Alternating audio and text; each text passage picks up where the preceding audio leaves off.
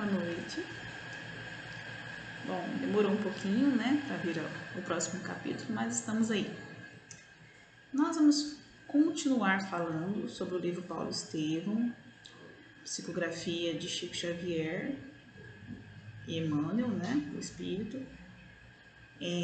Fala sobre a vida de Paulo de Tarso. Nós vamos entrar hoje no capítulo 4, que se chama Nas Estradas de Jope.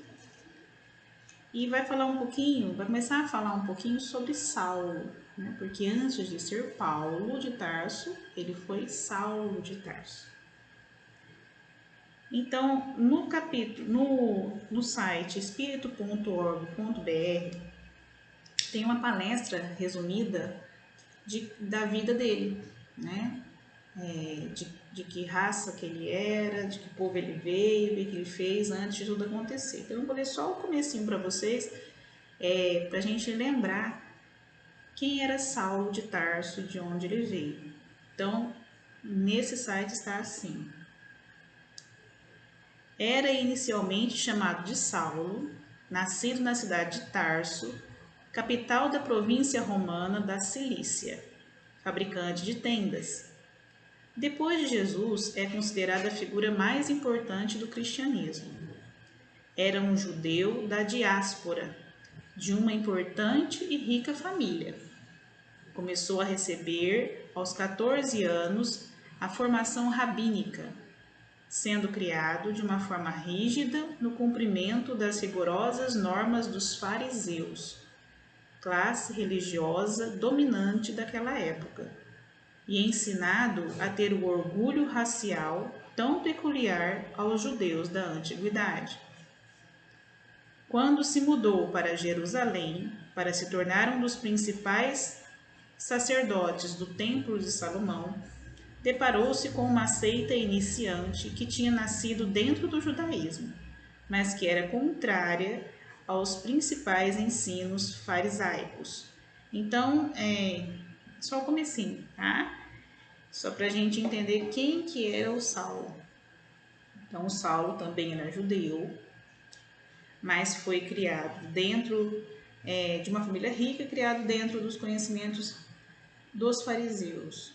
Então, havia essa distinção, né? E quando ele se muda para Jerusalém, ele vai encontrar os homens do caminho, os apóstolos de Cristo, né? Nós vamos chegar lá. Bom, no capítulo 4, foi só uma introduçãozinha. No capítulo 4, começa falando, né, que ele está à espera de uma visita, de um visitante, que é o Sadoc, que vem de Damasco. Eles são da mesma raça e são amigos, né? E descreve um pouquinho de como ele era naquela época. Então, o jovem Saulo apresentava toda a vivacidade de um homem solteiro, bordejando seus 30 anos. Na fisionomia cheia de virilidade e máscula beleza, os traços israelitas fixavam-se particularmente nos olhos profundos e percussientes, próprios dos temperamentos apaixonados e indomáveis, ricos de agudeza e resolução.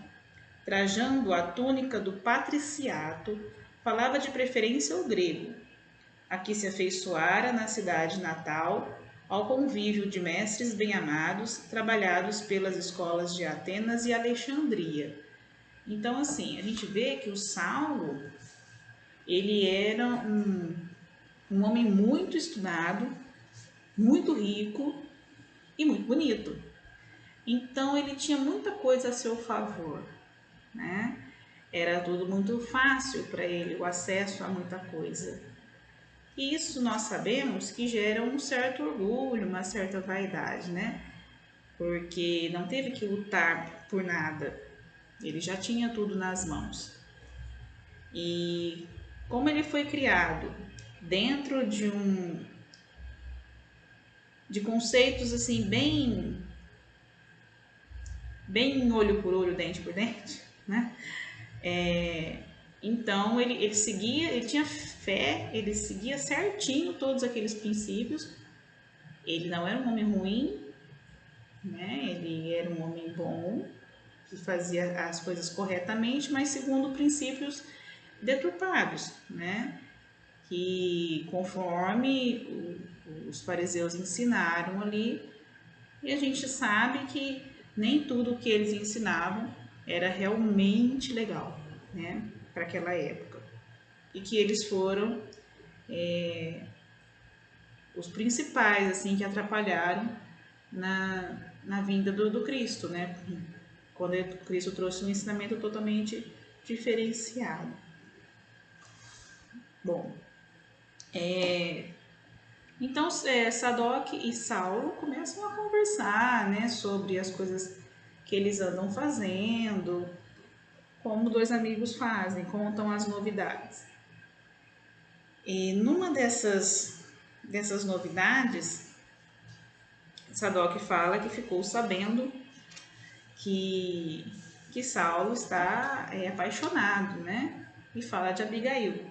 Então, aqui vai começar a mostrar qual que é a relação de Saulo de Tarso com Abigail e Gesiel que apareceram inicialmente no livro, tá?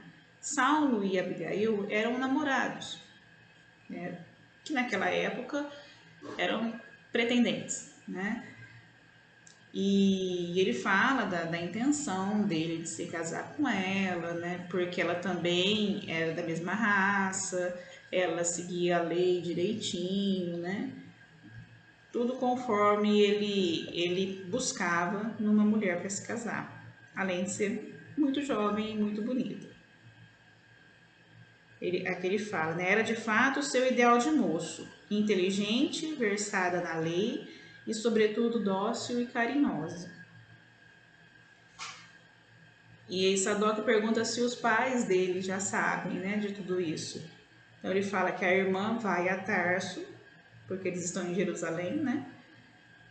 E ela que vai fazer esse meio de campo, né? Vai contar para os pais qual é que Saulo tem a intenção de se casar com Abigail. No meio dessa conversa, ele pergunta por que Sadoc saiu de Damasco e foi para Jerusalém, né? Por que ele estava fazendo ali? E aí Sadoc responde: vim certificar-me da cura do meu tio Filodemos, que ficou curado de velha cegueira mediante processos misteriosos. Já ouviste falar nos homens do caminho?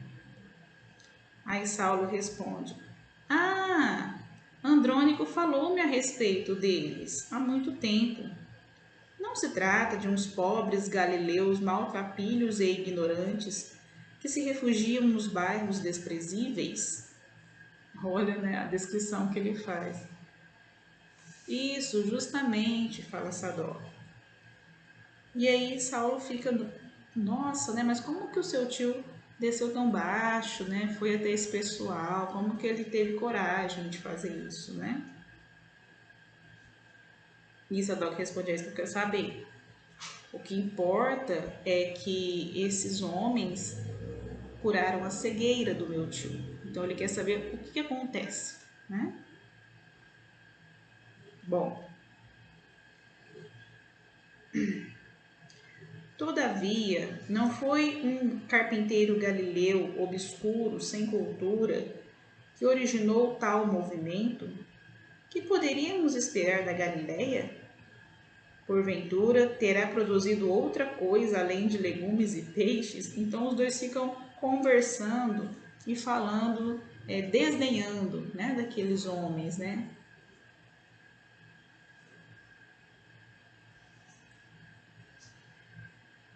Mas mesmo assim, eles têm uma curiosidade, né? Saulo pergunta: mas os doentes, onde ficam os doentes? Todos se agasalham junto desses homens incompreensíveis, respondeu Sadoc. Estão todos malucos, disse o moço de Tarso. Então, eles não conseguem compreender que aquilo que os homens do caminho faziam ali, né, a equipe de Simão Pedro, nada mais era do que caridade. E aquilo era um hospital gratuito, né? Então, para eles era uma coisa de louco.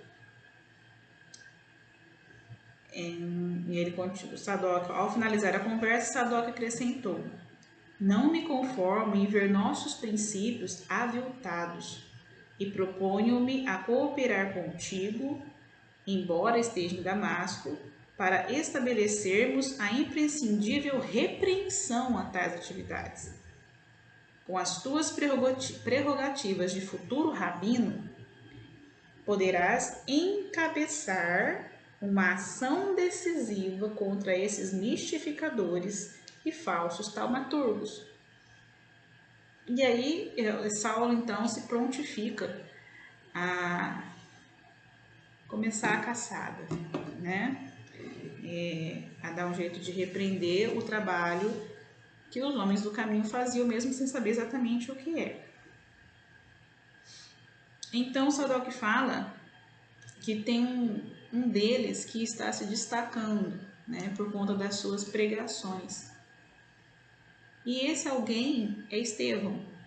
Lembrando que Estevão é Gesiel, irmão de Abigail, né? Mas ninguém sabe. E aí o Saulo pergunta, né? Quais são os dias de pregação dele? Que eu quero ouvir. Aos sábados. Então, no sábado, os dois vão até os homens do caminho para poder ouvir a pregação de Estevão. Mas antes disso, ele tem um encontro, né, com Abigail. Abigail, vamos lembrar que ela foi libertada, né, por Licínio, após ver seu pai morto e o irmão escravizado, por conta da sua espiritualidade muito grande que ninguém conseguiu lidar. Então ela é liberta, jogada na rua, e Zacarias, junto com Ruth, sua mulher, adotam ela como filha porque eles estavam indo embora de Corinto e também tinham perdido um filho por conta do questor. Bom, quando Zacarias chega a Jerusalém, ele chega assim detonado, sem grana, sem nada. Mas um patrício, né, amigo seu, ajuda e ele consegue se reerguer, né, tendo o apoio ali da Ruth, a sua esposa, e também da Abigail, que se demonstrou ser uma boa filha, digamos assim. No meio desses encontros, né, dos judeus ali da mesma raça,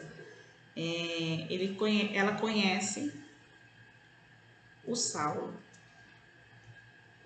e prontamente o Zacarias, por conta de Saulo ser um homem da fé, uma pessoa correta, ele aceita, né, que Saulo corteja Abigail e que inicia então um namoro.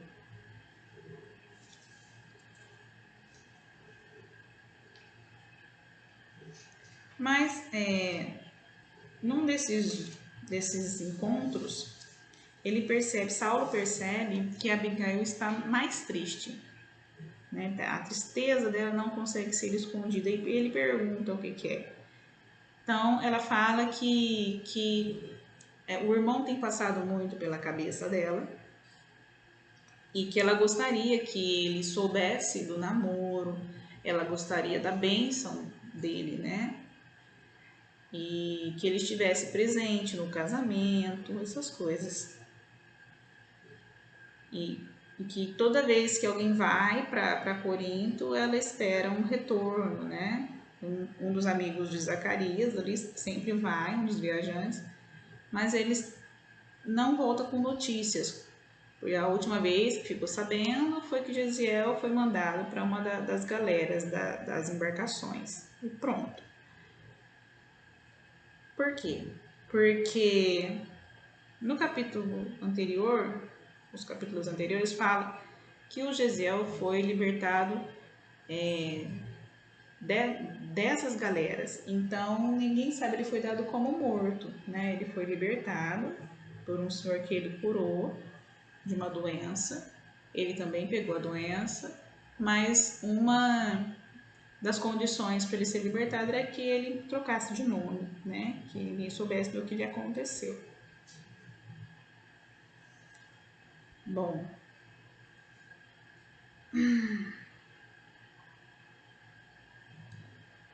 ouve, Saulo, se Gesiel ainda estiver preso, prometeste-me teu auxílio em seu favor? Teus prestigiosos amigos de Jerusalém poderão intervir para libertá-lo? Junto do procônsul da Acaia, quem sabe? Minhas esperanças agora resumem-se exclusivamente em ti. Então, ela sabia que o namorado tinha condição de ajudar o irmão e ela meio que implora, né?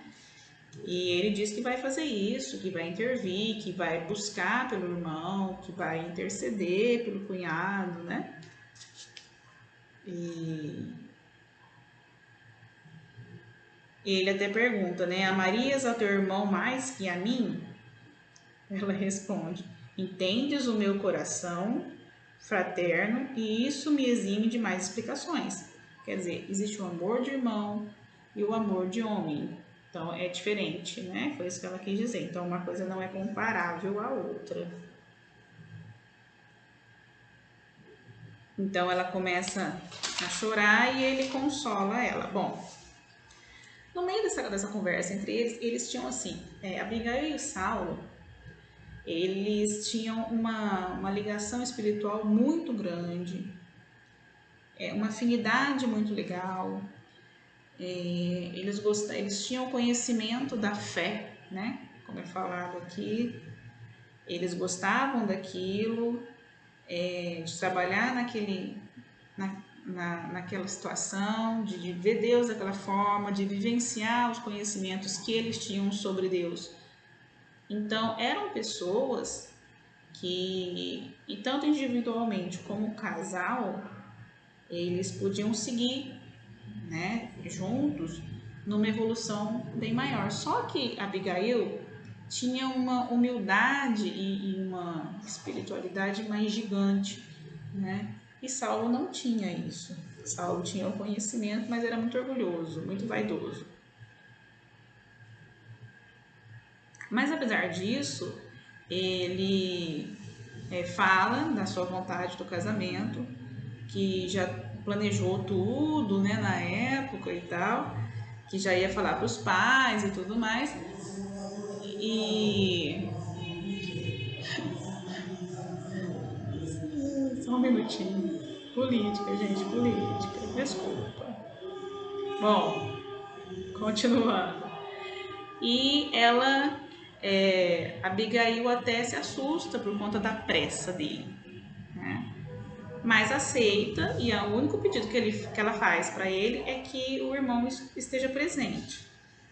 Mas ela também não diz que não vai se casar se ele não estiver, até porque é difícil, né, de encontrar o irmão numa situação dessa. Então, o capítulo termina com eles fazendo juras de amor um para o outro. O capítulo 5, ele dá entrada, eu vou só entrar no capítulo 5 agora, tá? Vai falar da pregação de Estevão. Então, como eu havia falado, Saulo e Sadoc vão até os homens do caminho, na igreja onde Simão Pedro está com os outros apóstolos fazendo o seu trabalho, né? Acham tudo muito pobre, tudo muito feio, né? Tudo muito pouco, porque eles estão acostumados ao luxo, né? À riqueza. E são colocados assim nos primeiros lugares para que possam vivenciar melhor o que acontece ali, né? Então, eles são bem atendidos e acham que o fato de serem colocados ali é por conta da sua hierarquia social, mas não é. Bom, nós vamos ver então mais para frente, no próximo vídeo, o que Estevão começa a descrever aqui. Estevão vai falar sobre Jesus, tá? sobre o conhecimento. E o doutor da lei, Saulo, né, que estava se formando para ser um doutor da lei, vai criar uma controvérsia, né?